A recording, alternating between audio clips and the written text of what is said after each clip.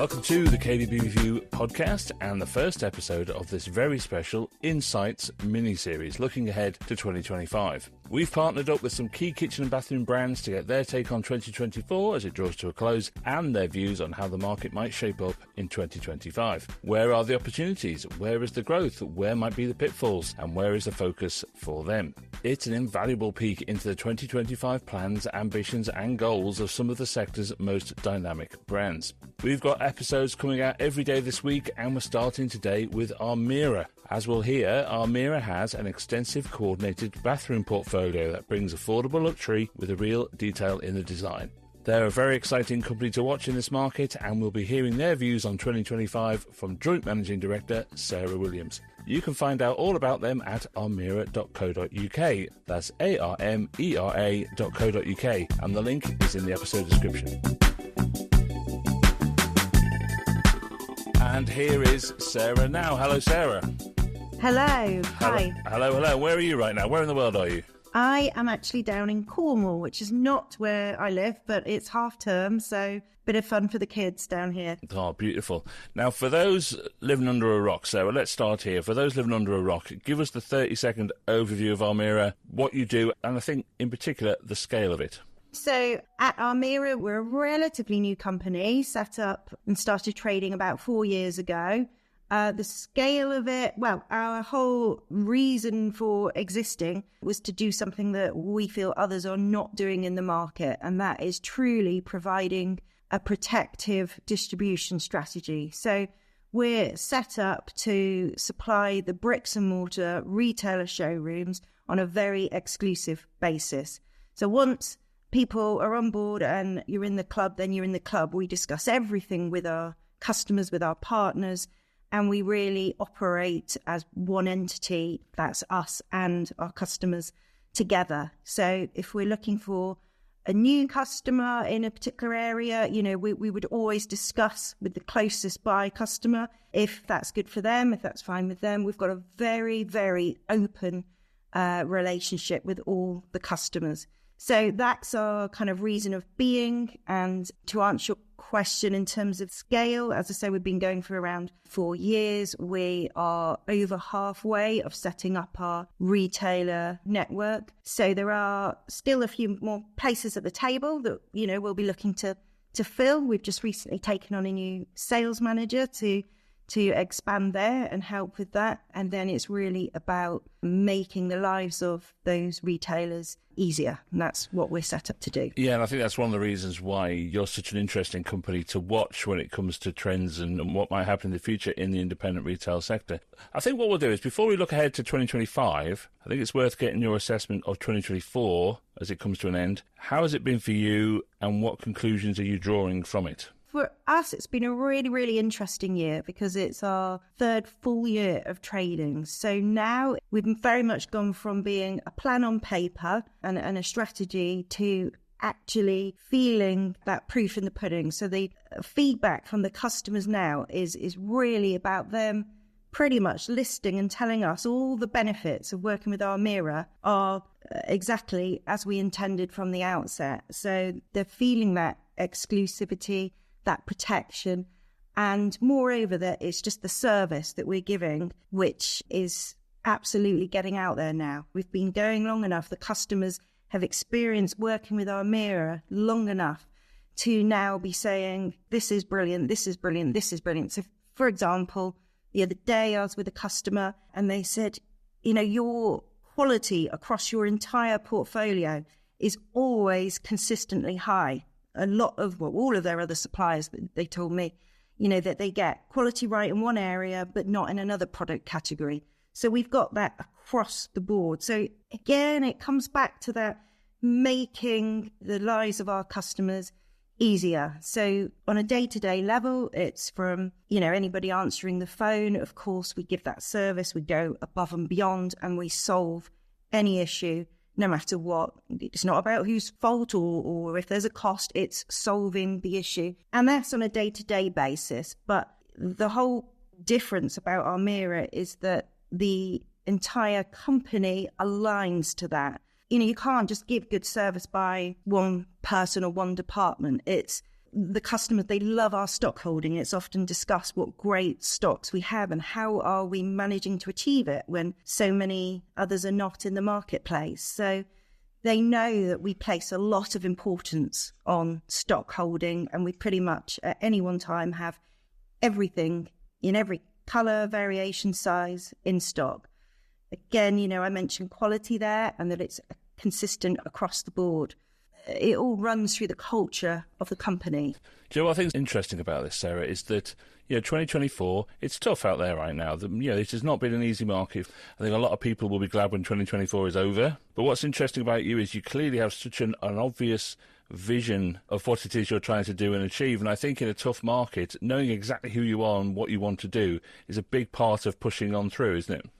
Yeah, absolutely. Certainly the figures speak for themselves. And I think this year we've had about 5 record months. So obviously we're on a trajectory of high growth, and that growth rate currently is around 25%, which will continue into 2025. So that's probably quite unusual for most in the market. And as you say, it's been very, very clear about our strategy. And now having had a number of years where customers have been able to experience working with Armera and being in a partnership with Armera, it's allowing that to now really take off. Yeah, and I think that success is a testament to that vision, I think. Right, let's look ahead then to 2025. That's what we're here for. We want to get your view on what you think might happen in the next 12 months. What's your view for how 2025 might go?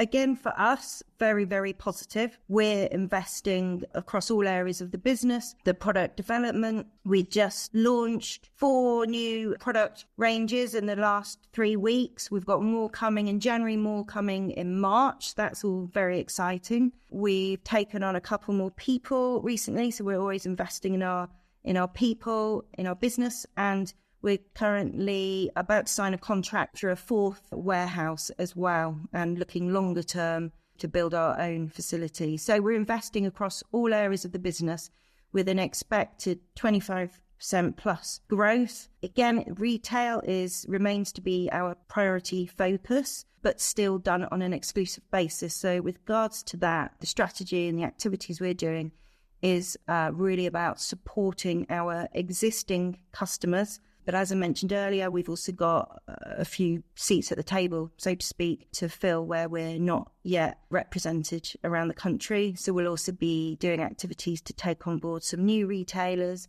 but again, very sensibly, gradually, so that we are always giving that service level. It's interesting, isn't it, to watch companies grow who are very service focused, because it's very easy to grow incredibly quickly, and service for your the retailers that you're taking on suffers as a result of it. So you're doing it in a very sort of slow, measured and considered way, which I think is really good. Yeah, absolutely. Let's be honest, bathroom supply, it's an incredibly competitive market. Throw a dart and you can hit a bathroom supplier. What's your view on what retailers are really looking for when it comes to their suppliers? I mean, you're focusing very much in on them. What are the 5 things that they're looking for, do you think, when they're choosing a new brand to work with?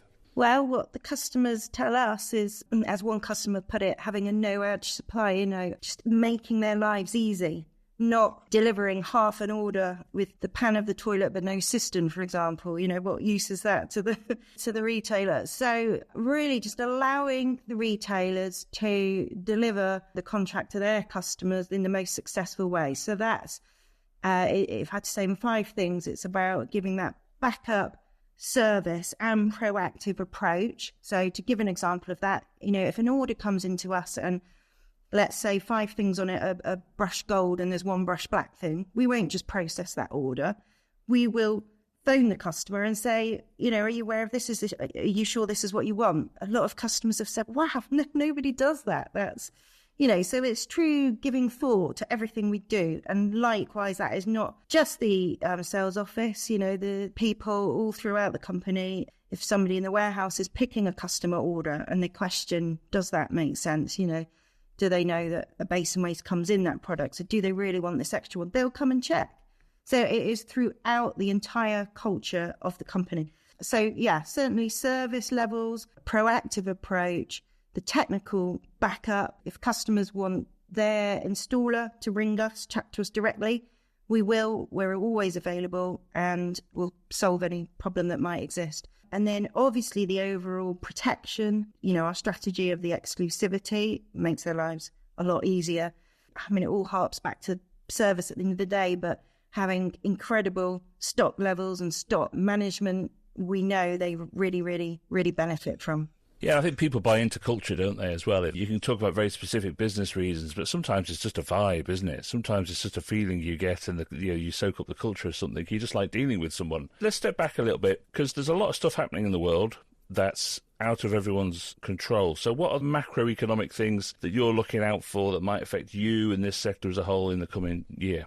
For where we are positioned in the market, we, as we always set out to do, we're at that nice position of, yes, our products are designed at the luxury level with a real eye for detail in all our products, from both an aesthetic and a installation point of view. We're always with the installer in mind. So whilst we're at the highest level in product, we make our prices affordable. So in terms of at an economic level of what's going on in the UK, and we are solely focused on the UK market, which again helps our strategy, service and so on, really understanding what the customers need and appreciate. We're really there in the market at an affordable luxury position.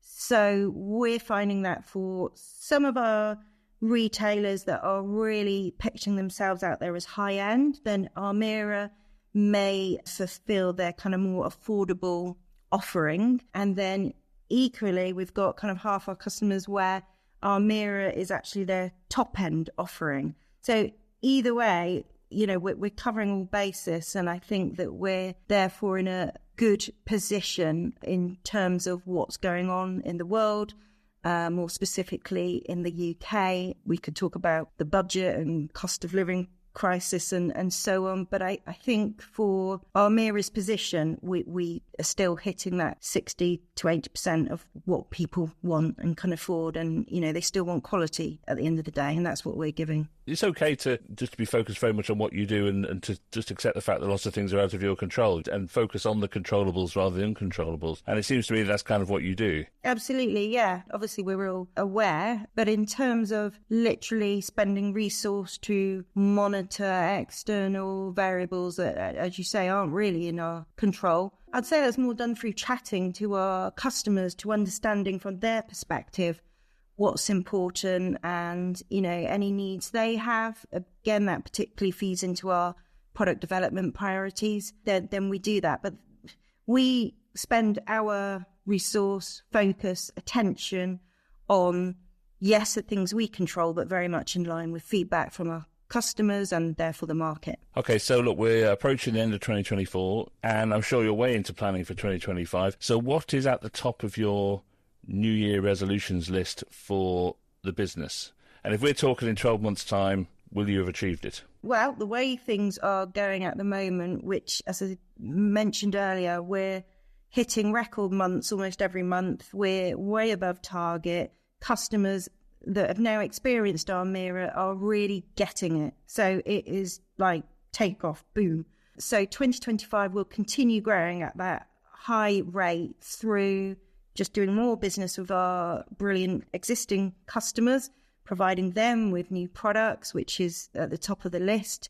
And next week, I'll be going over to China to do a lot of product development with our brilliant suppliers as well. So that's really one of the things at the top of the list. And just doing more of what we're doing. We're not trying to be unusual or create groundbreakingly different New Year's resolutions. We're just doing more of what we're doing well, listening to our customers, taking on board everything and making sure that we invest before the growth. Well, that sounds like a pretty good New Year's resolution to me, if I'm honest. Okay, so for those independent retailers that are listening to this, that your customers, what do you think should be at the top of their New Year's resolutions list? And you're not allowed to say stock Armera. No, they don't need to stock it. We've got the stock. Just sell it. I think from their point of view, it's definitely about how they add value to their customers. Obviously, each retailer is different, and some are more kind of interior design focused. Others, they all operate at slightly different areas of the country and different levels of the market. So I think it's about staying true to how you add value to your particular customer base in the area that you sell to, and knowing that suppliers, and obviously I'm going to say this, but Armera in particular, can support you in that. All right, so here's a big question though, Sarah. I mean, you've talked an awful lot about what the future might bring for the business and things like that, but there's only one question people are really interested in, if I'm absolutely honest, and that is the big Insights 2025 question, which is, Sarah, when you were a kid, what was your best ever Christmas present? That's a tricky one. I'd say the most memorable and perhaps influential to me was when I was about 10 years old. My parents got me a puppy. Now, I know a puppy's not just for Christmas, and mine certainly wasn't. He was my best friend throughout childhood. I really, really took care of him. He was, we had a family dog already, so Tigger was his name. He was my dog, and best of friends. You called your dog Tigger? I did. I don't remember why, but it suited him. Fair enough. Yeah. That's probably my most memorable. And I know the industry love the dogs, don't they? I love all the pictures in the kbbreview of all the pets around the showrooms. And we've got our Armera dog too, our family dog, Charlie, and he is often in the office. Well, you know what? That sounds like a pretty cool present to me. I think it was more successful than last year's Christmas present from Jim, which was it's still looking lovely as a piece of furniture in our bedroom. It's a Peloton. Yeah. One day I'll get on using it. Did you know you were getting that? I did, actually. Oh, okay. Yeah. Our driver at work came up to Jim and said, "Have you got a black eye yet?" But no. It was more of a request. So. Well, look, I think if Jim's listening to this, I think we all know what he should be getting you. But listen, Sarah, thank you so much for this. It's been so interesting talking to you. And like I say, Armera is such a brilliant company to watch because you are so independent retailer focused. And that's obviously what we do. So thank you so much for your time. Thank you so much for giving us a little bit of an insight into what you're going to do next year. Pleasure. Thank you.